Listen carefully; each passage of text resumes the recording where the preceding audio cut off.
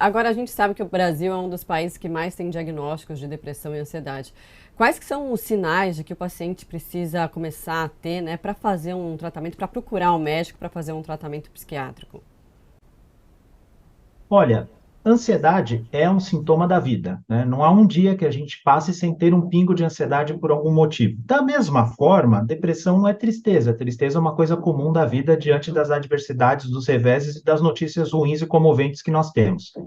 Então, não é isso que vai definir que você precisa procurar ajuda. Agora, quando a ansiedade está te causando prejuízo, está limitando as suas atividades ou está causando prejuízo, sofrimento intenso, aí é hora de buscar ajuda. E olha, eu vou dizer uma coisa: se você está em dúvida se a tua ansiedade está patológica, normalmente é porque ela já está há muito tempo. Normalmente as pessoas demoram muito para buscar ajuda. No caso da depressão, como eu falei, tristeza é normal. No entanto, se a sua tristeza ela se prolonga muito, ela não se resolve ao longo do tempo, ela causa um sofrimento exagerado, e principalmente se ela está acompanhada de outros sintomas, como desprazer com a vida, sintomas cognitivos, dificuldade de concentração, de memória, sintomas físicos como cansaço, alterações do sono e do apetite, convém você buscar uma ajuda médica psiquiátrica, porque tanto depressão quanto ansiedade têm tratamento eficaz e ninguém precisa ficar sofrendo, tanto pelos sintomas quanto pelos prejuízos que esses transtornos causam. Doutora, pergunta que não quer calar. Ansiedade e depressão tem cura? Olha, essa é uma pergunta bastante interessante, Marcela.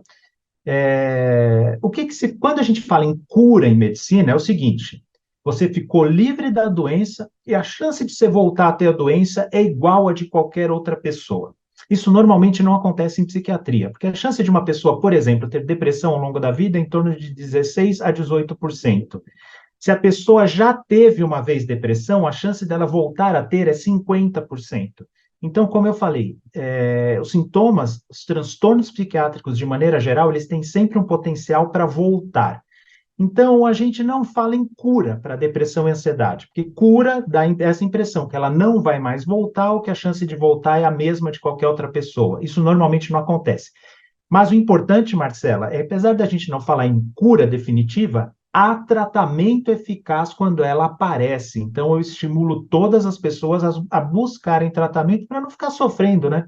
Com os prejuízos que a depressão e a ansiedade causam. Depressão e ansiedade, falando especificamente da depressão, por exemplo, é o transtorno que mais causa incapacidade no Brasil e no mundo. Então, a gente não precisa viver com essa incapacidade, com esses prejuízos, sejam prejuízos acadêmicos, no trabalho e sociais. Então, busque tratamento. A gente não fala em cura, mas tem tratamento eficaz. Agora, tem aquele momento em que, bom, já que não dá para falar em cura, mas que o paciente pode receber alta da medicação, ou seja, viver sem medicação? Isso é possível em grande parte dos casos. O que que acontece? Existe um tratamento, uma história natural do tratamento para a depressão, que leva, em média, aí, no mínimo 6 a 9 meses.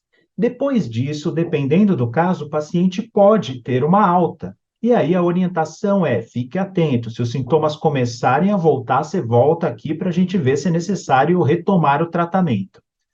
Metade das pessoas que tem depressão uma vez na vida. A outra metade, infelizmente, como eu falei, é uma doença com potencial para ela voltar. Então, metade dos pacientes tem uma única vez, trata, tem alta e nunca mais tem depressão. A outra metade pode ter depressão novamente.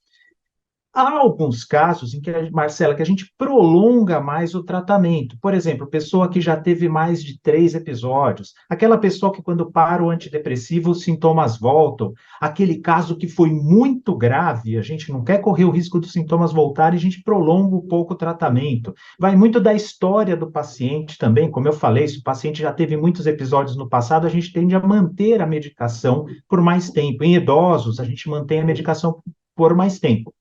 Resumindo, um bom médico psiquiatra vai avaliar o seu caso em particular e ver o tempo necessário de tratamento para o seu caso. Mas respondendo de forma objetiva a sua pergunta, sim, há casos que a pessoa tem alta e, felizmente, a depressão não volta. Então, pode ser que a pessoa vive sem a medicação aí para o resto da vida. Mas, em alguns casos, é preciso manter o remédio por mais tempo. A notícia boa em ambos os casos é que o tratamento é eficaz.